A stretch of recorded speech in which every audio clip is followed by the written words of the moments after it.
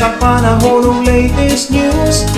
Diyan sa linya ang atong pagkasamaktan, pinagi ni Sir Jomar Iclarino. Sir Jomar, good morning. Yes, good morning sa tanan ug sa ating tanan tigpaminaw kinitong latest weather update karong adlaw. Ang bagyong Gardo nakasulod na sa atong Philippine Area of Responsibility ug na ay kategory na severe tropical storm. Ang gilayon kini 1,285 kilometers silangan sa extreme northern Luzon ug wala kining direktang epekto sa atong nasod. Samtang nakagawas na pod ang bagyong Francisco sa atong Philippine Area of Responsibility.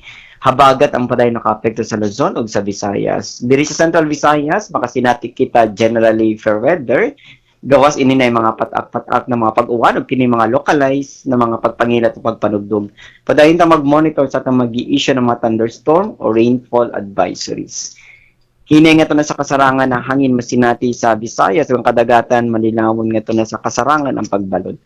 Temperatura sa Cebu 27 to 33 degrees Celsius, parang adlaw mo sa alas 6:09 sa hapon, ang dagat mohunas alas 3:45 sa hapon, mutaw sa alas 10:20 sa gabi. Philippine Standard Time alas 6:27 sa buntag, gikan diri sa Mactan Pag-asa Visayas, DOST Jomar Iclarino. Salamat Sir Jomar, yung may buntag sa Pag-asa Mactan. Okay, sa pensa, salamat, good morning. Okay, good morning.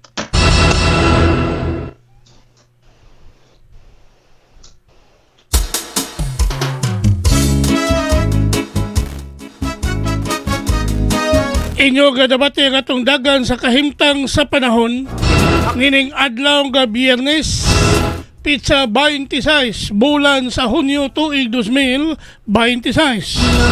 Pinagi ni Sir Jomar Iclarino ang atong weather specialist gikan sa Pag-asa Mactan nga naghatod sa atong dagan sa kahimtang sa panahon nining adlaw nga Biyernes. Salamat kayo ni Sir Jomar Iclarino og mayong buntag kanatong tanan. Sa kabuntagon.